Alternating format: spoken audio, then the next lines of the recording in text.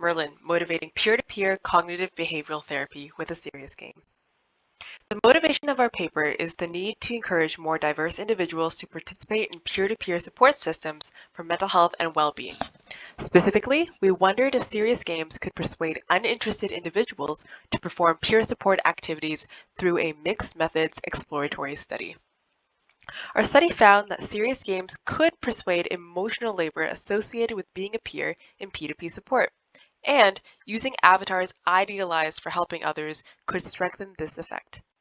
We developed the game Merlynne based on CBT and P2P principles, where players approached NPCs with negative thoughts inspired by issues from student forums. Players are prompted to submit responses in a CBT-based structure, where they first empathize with the NPC, reframe their negative thought by offering another perspective, then leave words of encouragement. After submitting to 2 NPCs, players advance to the next level. We reasoned that game features can indirectly motivate someone to help others, such as by providing opportunities for entertainment, expression, exploration, and achievement. We were also interested in the Proteus Effect and how players would take on their avatar's traits. Thus, while some player used a female human cleric, a stereotypically helpful archetype in fantasy RPGs, other players used a male non-human monster, a stereotypically antagonistic archetype. We ran a study with 36 participants recruited on a university campus, randomized to either play as the cleric or the monster in Merlynne for up to 30 minutes.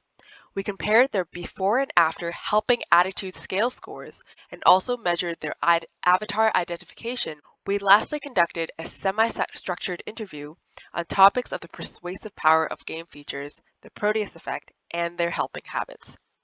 Notably, we chose to recruit only for men to maximize the gender influence of avatars seen in the Proteus Effect research up to date.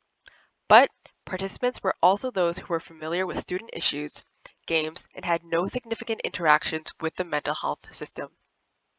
There were also no significant differences between the randomized avatar groups. As a result, many players reported being motivated to submit responses because of game features like music, art, as well as the opportunities the game provided for achievement, progression, and self-expression. Also, players' HAS scores significantly increased post-play, suggesting they are more willing to help others after playing Merlynne. However, there were no differences in the differences of HAS scores between the cleric and the monster group. In our measures of avatar identification, Mann-Whitney U tests found that those playing as the cleric was significantly more connected to their avatar than those playing as the monster. Specifically, on a connectedness scale, and that they were more likely to refer to themselves and their avatar as we. Many responses offered informational advice unprompted. Through post hoc binary logistic regression modeling, we found that while solutions stayed steady, there was less incidences of the CBT criteria over time. There were also no significant differences between the avatar groups when it came to these CBT criterions. Through thematic analysis of the semi-structured interviews, 4 strong themes also emerged. 1, that the experience was draining emotionally as players imagined themselves in the shoes of the help seekers as they shared similar stress issues. However, given the game context, they were more motivated to push through this fatigue to progress onwards, citing a completionist attitude when it comes to games. The second theme is that players prioritize self-expression in their responses over the CBT reply structure. They wanted to share personal anecdotes and solutions, and disliked the seemingly ingenuine CBT structure. While personal habits like sarcasm was mostly suppressed to avoid misinterpretation and harm to strangers, one player still chose to sarcastically encourage self-harm to a help seeker, justifying it as a form of humor to show that the situation can be worse. Players were more willing to help others overall in this game format, while they may feel unqualified to do so in real life, since they have more in-game incentives to respond. One player said that since they are observing themselves physically approaching others in-game, walking away after starting a conversation just seems impolite. On the topic of the Proteus Effect, players would either accept or reject avatar stereotypes based on if they aligned with their behavior of helping.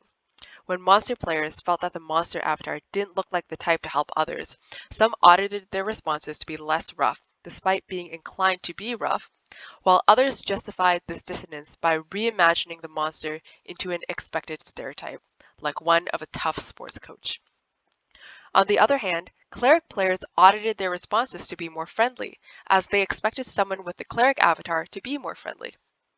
Many players, however, brought up the dissonance between the medieval fantasy setting used in Merlin and the modern student problems that we use from student forums. In addition to ludonarrative dissonance in a serious game, there were specific challenges to designing a CBT-based P2P support game. As untrained peers are different from trained professionals, they may want to diverge from structured formats and be more easily susceptible to emotional fatigue, which can definitely impact the quality of their submissions over time. In conclusion, here are some actionable takeaways.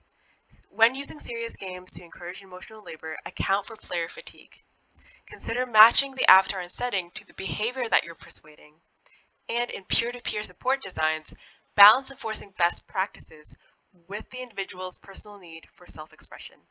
For more information, please read our paper.